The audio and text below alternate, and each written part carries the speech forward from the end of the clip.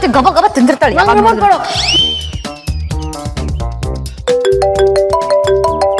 ಹಳೆ ಮುಕ್ಕಿ ಲೇ ಹಳೆ ಮುಕ್ಕಿ ಹೇಗೆ ಇದ್ಯಾ? ಹಾಕ್ತೀನಿ ನೋಡು. ಅಲ್ಲ ನಾವ್ ಡೆಲ್ಲಿಯಿಂದ ವಾಪಸ್ ಬರ್ತೀವಿ ಅಂತ ಗೊತ್ತಿದ್ದು ನೀವ್ಯಾಕೆ ಮನೇಲಿಲ್ಲ? ಅತ್ತೆ ಹಿಂದೆ ಓಡೋಗೋ ಸೀನ್ ಏನಿತ್ತು ಅಂತ. ಅಯ್ಯೋ ನಾವೇನು ಹೋಗ್ಬೇಕಂತ ಹೋಗಿದ್ದಲ್ಲ ಕಣೆ, ತುಂಬಾ ಫೋರ್ಸ್ ಮಾಡಿದ್ರು, ಅನಿವಾರ್ಯ ಬಂದ್ಬಿಟ್ವಿ. ಅನಿವಾರ್ಯ ಆಯ್ತಂದ? ಅನಿವಾರ್ಯ ಅವ್ರು ಕರೆದ್ರೆ ಹೋಗ್ಬಿಡದ, ಇಲ್ಲ ಇನ್ನೊಂದಿನ ಬರ್ತೀನಿ ಅಂತ ಹೇಳಿದ್ರೆ ಆಗಲ್ವಾ? ಅಯ್ಯೋ ಅದನ್ನೆಲ್ಲ ನಾವು ತುಂಬಾ ಹೇಳಿದ್ವಿ ಕಣೆ, ಆದ್ರೆ ಅತ್ತೆ ಕೇಳಲೇ ಇಲ್ಲ. ಅವ್ರು ಯಾವಾಗ್ಲೂ ಕೊಂಕಾಗಿ ಮಾತಾಡ್ತಾರಲ್ಲ, ಆದ್ರೆ ಈ ಸರಿ ತುಂಬಾ ಪ್ರೀತಿಯಿಂದ ಕರೆದ್ರು, ಅದಕ್ಕೆ ಬಂದ್ಬಿಟ್ವಿ. ಏನೋ ಒಂದ್ ರೀಸನ್ ಹೇಳ್ತೀಯ. ಅಯ್ಯೋ ಅದನ್ನೆಲ್ಲ ಬಿಟ್ಟಾಕು. ಡೆಲ್ಲಿ ಟ್ರಿಪ್ ಹೇಗಿತ್ತು ಅದನ್ನ ಹೇಳು. ಎಂಜಾಯ್ ಮಾಡ್ದ್ಯಾ? ಸ್ಪೀಕರ್ ಹಾಕು, speaker speaker.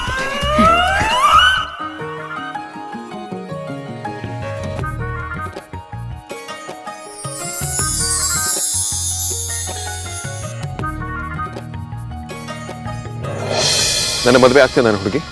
S yes yes yes yes yes yes yes yes yes yes S.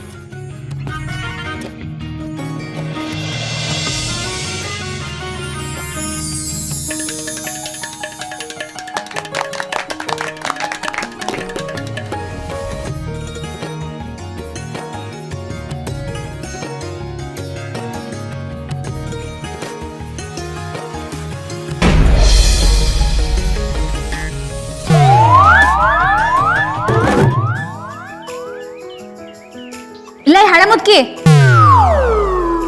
ನಿನ್ನ ಕೇಳ್ತಿರೋದ್ ಕಣೆ, ಯಾವ ಲೋಕದಲ್ಲಿ ಟೂರ್ ಹೊಡಿತಿದ್ಯಾ? ಪ್ರೇಮಲೋಕದಲ್ಲಿ. ಎಂತ ಲೋಕ? ಸರಿಯಾಗಿ ಕೇಳಿಸ್ಲಿಲ್ಲ.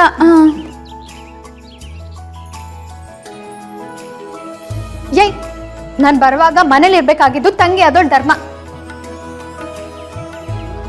ಈಗ ನಾನೆಲ್ಲಾನು ಫೋನಲ್ಲೇ ವರದಿ ಒಪ್ಸ್ಬೇಕು ಅಂತ ಎಕ್ಸ್ಪೆಕ್ಟ್ ಮಾಡ್ಬೇಡ. ಸಾರಿ ಕಣೆ, ನಂಗೂ ಈಗ ಅಲ್ಲೇ ಇರ್ಬೇಕಿತ್ತು ಅನ್ಸ್ತಿದೆ. ಅನ್ಸಿದ್ರೇನ್ ಪ್ರಯೋಜನ, ತಾವಿಲ್ಲಿಲ್ವಲ್ಲ? ಹೌದು, ಅಲ್ಲಿ ಏನ್ ಸ್ಪೆಷಲ್ ಆಯ್ತು ಅಂತ ಹೇಳೇ ಇಲ್ಲ, ಪ್ಲೀಸ್ ಹೇಳ. ಅದನ್ನೆಲ್ಲ ಫೋನಲ್ಲಿ ಹೇಳೋದಕ್ಕಾಗಲ್ಲ. ಸಖತ್ತು ಖುಷಿ ವಿಚಾರ, ನಿನ್ನ ಹತ್ರ ಕೇಳಿದ್ರೆ ಕಳ್ದೋಗ್ಬಿಡ್ತೀಯ. ತುಂಬಾ ತುಂಬಾ ಖುಷಿ ಪಡ್ತೀಯ. ಲೇ ಹಳೆ ಮುಕ್ಕಿ, ಎಷ್ಟು ಕೊಬ್ಳಿಯೊಳಗೆ ಆಸೆ ತೋರಿಸಿ ಕಾಲ್ ಕಟ್ ಮಾಡ್ತಾಳೆ ನೋಡ. ಗುಟ್ಬಿಡ್ಬೇಕು ಹಳೆ ಮುಕ್ಕಿ. ವೇದಾಂತ್ ಹತ್ರ ಮಾತಾಡಿದ್ರೆ ತುಂಬಾ ಹೊತ್ತಾಯ್ತು, ಯಾವ್ದಕ್ಕೂ ಒಂದು ಕಾಲ್ ಮಾಡಿ ನೋಡೋಣ.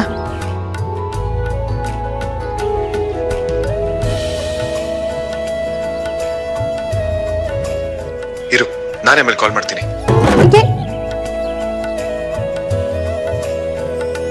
ನಾನು ಅದಿತಿ ಮಾತಾಡುವಾಗ ಕಾಲ್ ಕಟ್ ಮಾಡ್ದೆ. ಏನು ನಾನು ಮಾತಾಡೋಕ್ಕೂ ಮುಂಚೆನೆ ಕಟ್ ಮಾಡ್ದ. ಅಯ್ಯೋ ದೇವ್ರೆ, ಕರ್ಮ ಇಷ್ಟು ಬೇಗ ವಾಪಸ್ ಬರುತ್ತೆ ಅಂತ ಗೊತ್ತಿರ್ಲಿಲ್ಲ. ಈ ಪ್ರಾಣಿಗೇನಾಯ್ತು?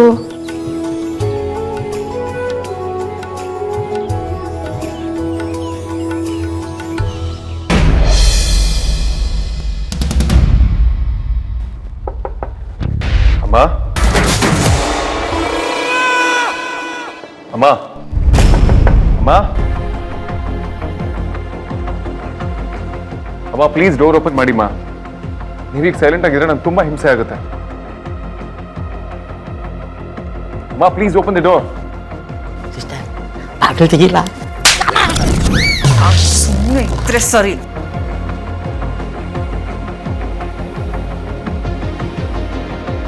ಅಮ್ಮ, ನಾನು ಏನ್ ಹೇಳ್ಬೇಕು ಅಂತ ಅಂದ್ಕೊಂಡಿದ್ದೀನೋ ಅದನ್ನ ಮೊದಲು ಹೇಳ್ತೀನಿ, ಆಮೇಲೆ ಬೇಕಿದ್ರೆ ನೀವು ಡಿಸೈಡ್ ಮಾಡಿ. ಪ್ಲೀಸ್ ಲಿಸನ್ ಟು ಮೀ ಮಾ. ಡೋರ್ ಓಪನ್ ಮಾಡಿ.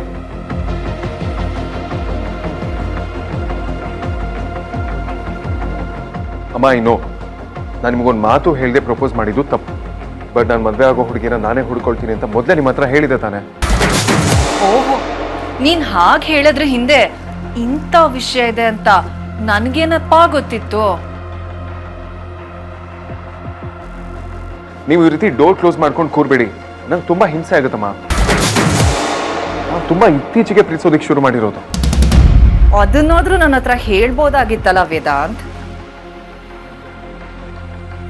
ನಮ್ಮಿಬ್ರು ಮಧ್ಯೆ ಯಾವುದೇ ತರದ ಗ್ಯಾಪು ಇಲ್ಲ.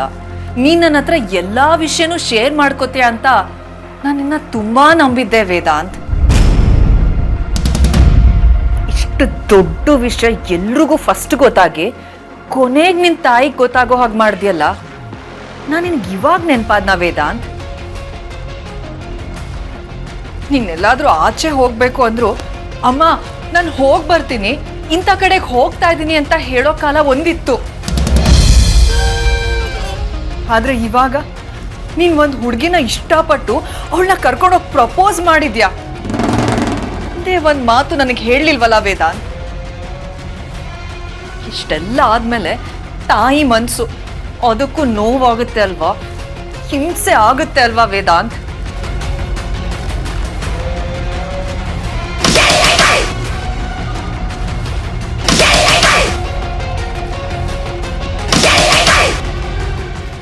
ಅದು ಅಲ್ದೆ ನೀ ಆ ಹುಡುಗಿ ಅಪ್ಪ ಅಮ್ಮನೂ ಅಲ್ಲಿ ಕರ್ಕೊಂಡು ಹೋಗ್ತೀಯ. ಇಷ್ಟೆಲ್ಲ ಆಯ್ತು, ಆದ್ರೂ ನನಗೆ ಒಂದು ಕಾಲ್ ಮಾಡ್ಲಿಲ್ವಲ್ಲ ವೇದಾಂತ್? ಮನೆಗೆ ಬಂದೆ, ಆದ್ರೂ ನನ್ನ ಮಾತಾಡ್ಸಕ್ ಬರ್ಲಿಲ್ಲ. ಯಾವಾಗ ನಾನು ಕೋಪ ಮಾಡ್ಕೊಂಡು ಬಾಗ್ಲು ಹಾಕೊಂಡು ಕೂತಿದ್ದೀನಿ ಅಂತ ಗೊತ್ತಾಯ್ತು, ಅವಾಗ ನಾಮಕಾವಸ್ಥೆಗೆ ನನ್ನ ಮಾತಾಡ್ಸಕ್ ಬಂದಿದ್ಯಾ ಅಲ್ವಾ? ಇಲ್ಲಮ್ಮ, ಆ ರೀತಿ ಮಾಡ್ಬೇಕು ಅನ್ನೋದು ನನ್ನ ಇಂಟೆನ್ಷನ್ ಆಗಿರ್ಲಿಲ್ಲ. ನಿನ್ನ ಉದ್ದೇಶ ಏನಾಗಿತ್ತು ಅಂತ ನನಗೆ ಹೇಗೆ ಗೊತ್ತಾಗುತ್ತೆ ವೇದಾಂತ್? ಅಲ್ಲಿ ಕರ್ಕೊಂಡೋಗಿ ಪ್ರಪೋಸ್ ಮಾಡಾಯ್ತಲ್ಲ, ಇನ್ನೇನು ತಾಳಿ ಕಟ್ಟಿ ಮನೆ ಕರ್ಕೊಂಬಂದು ಸೊಸೆ ಅಂತ ತೋರ್ಸು, ನಾನು ಮನೆ ತುಂಬಿಸ್ಕೋತೀನಿ, ಅವಾಗ ನನಗೂ ನೆಮ್ಮದಿ ಆಗುತ್ತಲ್ವಾ? ನಿನ್ ಮೇಲೆ ನನ್ನ ಪ್ರಾಣನ ಇಟ್ಕೊಂಡಿದ್ನಲ್ಲ ವೇದಾಂತ್. ವೇದಾಂತ್ ವಸಿಷ್ಠ ನನ್ನ ಮಗ, ಏನೇ ವಿಷಯ ಇದ್ರೂ ನನ್ನ ಹತ್ರ ಹೇಳ್ಕೊತಾನೆ, ನನ್ನ ಒಪಿನಿಯನ್ ತಗೊಳ್ತಾನೆ ಅಂತ ಹೆಮ್ಮೆಯಿಂದ ಹೇಳ್ಕೊತಾ ಇದ್ದೆ. ಎಲ್ರೂ ಮುಂದೆ ಬೀಗ್ತಾ ಇದ್ದೆ.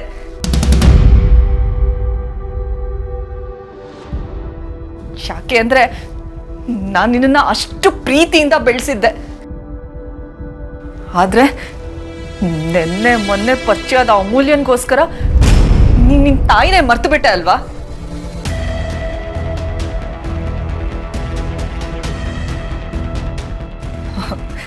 ನನ್ಗೆ ನಿನ್ ಮುಖ ನೋಡೋದಕ್ಕೂ ಬೇಜಾರಾಗ್ತಿದೆ ವೇದಾಂತ್. ಇಂಥ ಸ್ಥಿತಿ ಯಾವ ತಾಯಿಗೂ ಬರಬಾರ್ದು.